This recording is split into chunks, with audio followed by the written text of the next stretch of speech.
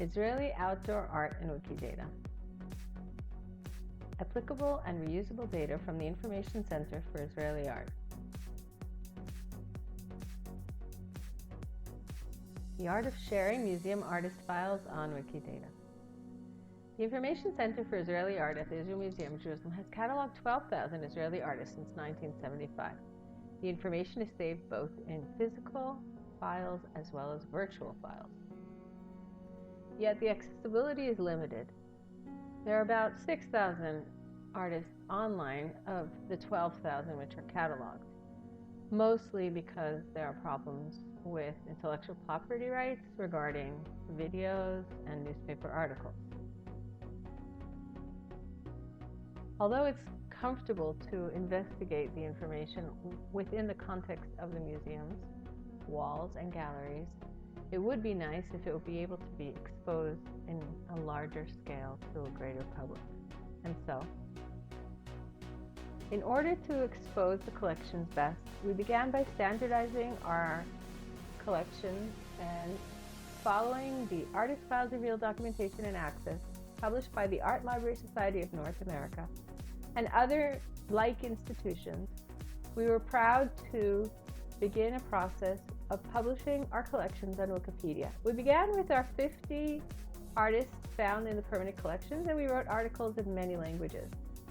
This work improved the database substantially, as you can see here, over the course of a year with this one artist.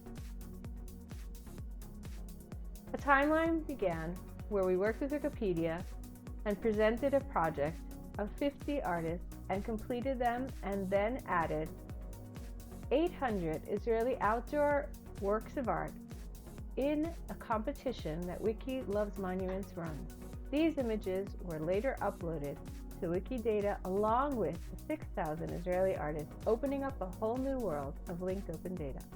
That step allowed us to begin to transform our information and mash it with other collections, other museums, libraries, and archives, comparing years, titles, spelling, translations, and placing longitude and latitude within the outdoor artwork.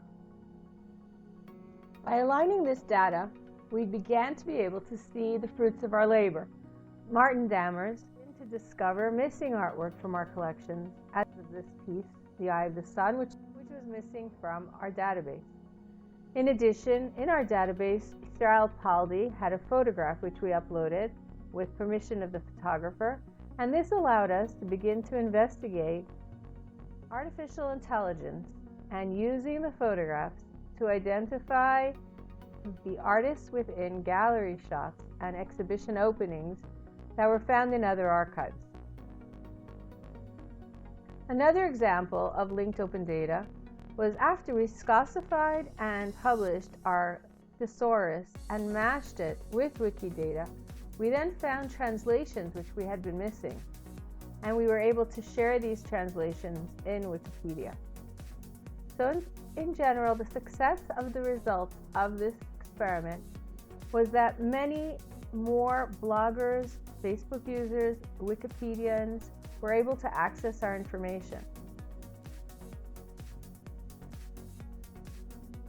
The challenges was how to measure the success, and we used a playbook which we investigated within a forum of a workshop with students and interns from overseas.